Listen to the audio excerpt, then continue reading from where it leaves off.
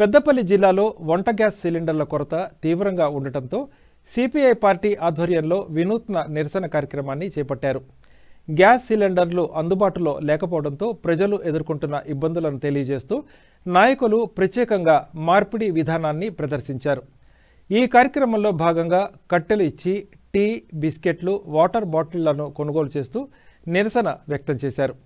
ఈ సందర్భంగా సిపిఐ పెద్దపల్లి జిల్లా కౌన్సిల్ సభ్యులు బాలసాని లెనిన్ మాట్లాడుతూ గ్యాస్ లేకపోతే మళ్లీ పాత కాలంలా కట్టెలతో వంట చేయాల్సిన పరిస్థితి వస్తోందని, ప్రజల కష్టాలను ప్రభుత్వం వెంటనే పరిష్కరించాలని ఆయన అన్నారు.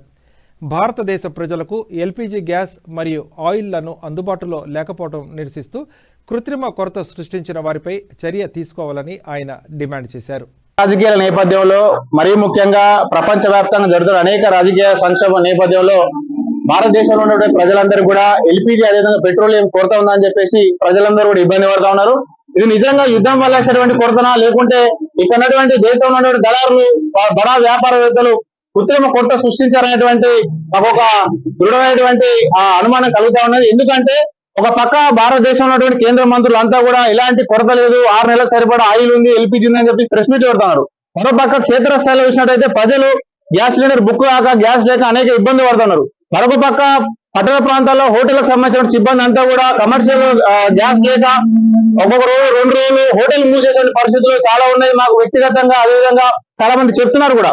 ఒక పక్క యుద్ధాన్ని ఆపేయాలని చెప్పేసి భారత్ ముక్త కంఠంతో చెప్తా ఉన్నది. కానీ ఈ దేశ నరేంద్ర మోడీ, ఈ దేశ ప్రధాని అమెరికా సపోర్ట్ చేస్తూ ఈరోజు అమెరికా పెత్తందారు వ్యవస్థను ప్రపంచాన్ని కూడా తన గుప్పిట్లో పెట్టుకునేందుకు అన్ని దేశాలపై ఆయిల్ కోసం, ముడి చమురు కోసం పెత్తందారు వ్యవస్థ సృష్టిస్తూ దేశ అధ్యక్షులను చంపుతూ ఈరోజు భారతదేశం అదేవిధంగా ప్రపంచం అంతా కూడా ఒక 3వ ప్రపంచం వైపు తీసుకెళ్తా ఉన్నది. మంచి పద్ధతి కాదు. యుద్ధం వద్దు, శాంతి కావాలంటే అంశాన్ని ఈ భారతదేశంలో ఉన్నటువంటి ప్రజలందరూ ప్రధానంగా సిపిఐ కోరుకుంటా ఉన్నది. అదేవిధంగా దేశంలో నాయకులందరూ కూడా చెప్తా ఉన్నారు, ఇలాంటి కొరత లేదు, 6 నెలల సరిపడా ఆయిల్ ఉంది, ఎల్పీజీ ఉందని. అయ్యా నాయకులారా, అయ్యా అధికారులారా, కొరత లేదు అంటే మీ నెల కొరత లేకపోవడం కాదు. కొరత లేదంటే మీ అందరికీ కూడా అందుబాటులో 10 సిలిండర్ ఇవ్వడం కాదు. ఈ గ్రామీణ ప్రాంతాల్లో మరీ ముఖ్యంగా తెలంగాణ కరీంనగర్ కావచ్చు, ఆదిలాబాద్ కావచ్చు, ఏజెన్సీ ప్రాంతాలు అంటే ములు కావచ్చు, గ్రామీణ ప్రాంతాలు రోడ్డు రవాణా లేనటువంటి ప్రాంతాలకు కూడా గ్యాస్ సిలిండర్ అందుబాటులో ఉంటేనే మరి అందరు గ్యాస్ సిలిండర్ అందుబాటులో ఉన్నట్టు.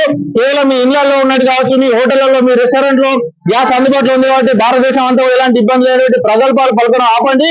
మరీ ముఖ్యంగా ఈ దేశంలో ఏ కొరత సృష్టించినా, యూరియా వచ్చినా, లేకుండా కూరగాయలు వచ్చినా, గ్యాస్ వచ్చినా కూడా ఈ కృత్రిమ కొరత సృష్టించేటువంటి నాయకుల మీద ఈ ప్రభుత్వాలు ఎప్పుడు కూడా చర్యలు తీసుకున్న దాఖలాలు లేవు, చర్యలు తీసుకోవడం లేదు. అంటే ఈ ప్రభుత్వాలంతా కూడా పెట్టుబడిదారులకు, గుత్తాధికారులకు మరి సపోర్ట్ చేసే పరిస్థితి కాబట్టి వెంటనే మేము డిమాండ్ చేస్తా ఉన్నాం సిపిఐగా, ఈ కృత్రిమ కొరత సృష్టించేటువంటి పెట్టుబడిదారులు, బడా వ్యాపారులను వెంటనే వారిపై చర్యలు తీసుకోవాలి.